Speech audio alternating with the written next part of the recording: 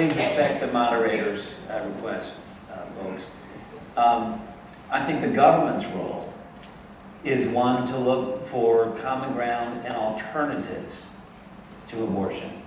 That's why I've been very active in the Congressional Adoption Caucus, have advocated tax incentives for families that will be adoptive families.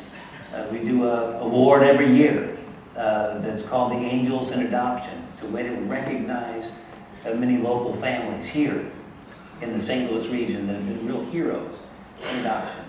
But I think we also need to be sure that there's education, that there's access to health care and services, and if we do that, that we can minimize and reduce that issue even coming up. So that's the role of government, to be sure there's education, there's health care, and to be sure there's alternatives. That is my position. Mr. Martin. Well, I am a devout Catholic, and my faith informs my conscience, and I believe that life begins in conception. And so I'm very pro-life, and I'm very opposed to abortion.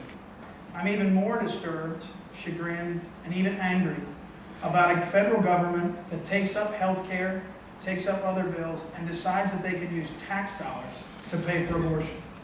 That to me is something that's so deeply offensive to people who think abortion is a choice people should make, and for those of us that don't.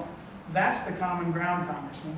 And when we took the Stupak Amendment out of Obamacare, and then we gutted it with an executive order that has now been already shown to be not worth the paper it's written on, and when we funnel hundreds of millions of dollars to Planned Parenthood for overseas abortions, one of your initiatives, we start to get to the point where we say, you know what?